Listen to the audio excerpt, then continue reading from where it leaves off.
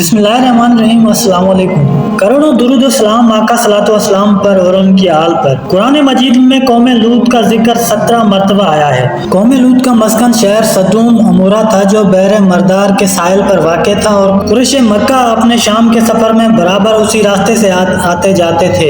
ये इलाका 5 अच्छे बड़े शहरों पर मुश्तमिल था जिनके नाम सदूम, अमूरा, ओमा, सबोबेम और सुगर थे। उनके मजमूए को कुरान करीम ने मुतफिका और मुतफिकात यानी उल्टी हुई बस्तियां के अल्फाज में कई जगह बयान फरमाया है। सदूम उन शहरों का दारुल हुकूमत और मरकज समझा जाता था। जब हजरत लूत अलैहिस्सलाम उर्दन में बहरे लूत के पास जहां सदूम और अमूरा की बस्तियां थी वहां आकर रहाइश पजीर हुए तो अल्लाह ताला ने उन्हें अहले सदूम की हिदायत के लिए नबी मबूस फरमाया। यहाँ के बाशिंदे फवाहिश और बहुत से गुनाहों में मुब्तला थे। दुनिया की कोई ऐसी बुराई नहीं थी जो उनमें मौजूद न हो। ये दुनिया की सरकश, मुतमरद और बद अखलाक कौम थी। उन सब बुराइयों के साथ साथ ये कौम एक खबीस अमल की मौजूद थी। वो ये कि वे अपनी नफसानी ख्वाहिशात पूरी करने के लिए औरतों के बजाय लड़कों से इख्तिलात कर रखते थे। दुनिया की कौमों में इस अमल का अब तक कोई रिवाज न था। यही वो बदबख्त कौम थी जिसने उस नापाक अमल को शुरू किया था और उससे भी ज्यादा बेहयाई ये थी कि वो अपने उस बदकिरदारी को ऐब नहीं समझते थे बल्कि खुलम खुला फखर के साथ उसको करते रहते थे। इन हालात में हजरत लूत अलैहिस्सलाम ने उस कौम को उनकी बेहयाइयों और बुराइयों पर मलामत की और शराफत और तहारत की जिंदगी की रगबत दिलाई और हर मुमकिन तरीके से नरमी और प्यार से उन्हें समझाया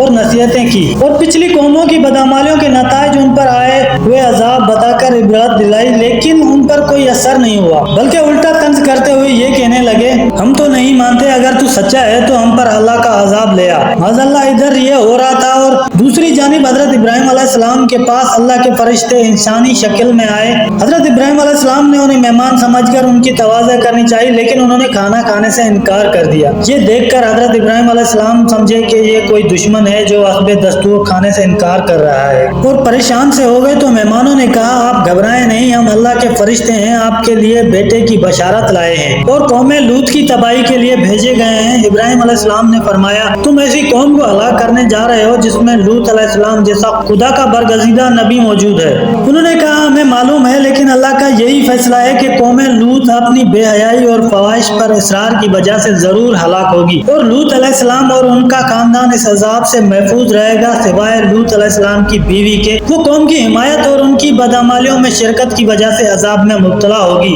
फरिश्ते हजरत इब्राहिम अलैहिस्सलाम के पास से रवाना होकर सदोम पहुंचे और लूत अलैहिस्सलाम के यहाँ मेहमान हुए और यहाँ ये फरिश्ते खूबसूरत और नौजवान लड़कों की शक्ल में थे। हजरत लूत अलैहिस्सलाम ने उनको देखा तो बहुत परेशान हुए कि अब न जाने कौम इनके साथ क्या मामला करेगी। अभी वो इसी परेशानी में थे कि कौम को खबर हो गई और वो हजरत लूत अलैहिस्सलाम के मकान पर चढ़ गए और मुतालबा करने लगे कि उनको हमारे हवाले कर दो। हजरत लूत अलैहिस्सलाम ने उन्हें बहुत समझाया लेकिन वो न माने। तो उन्होंने सख्त परेशानी में कहा, काश मैं किसी मजबूत सहारे की हिमायत हासिल कर सकता। फरिश्तों ने उनको परेशान देखकर कहा, आप घबराएं नहीं, हम इंसान नहीं बल्कि अल्लाह की तरफ से भेजे हुए फरिश्ते हैं और उनके अजाब के लिए नाजिल हुए हैं। आप रातों रात अपने खानदान समेत यहाँ से निकल जाए। तो फरिश्तों के पैगाम के बाद हजरत लूत अलैहिस्सलाम अपने खानदान समेत बस्ती से निकलकर अदुम से रुखसत हो गए और उनकी बीवी ने उनकी रफाकत से इनकार कर दिया और वो यहीं रह गई। जब रात का आखिरी पहर हुआ तो अजाब शुरू हो गया। सबसे पहले एक सख्त हैबतनाक चीख ने उनको तौबाला कर दिया,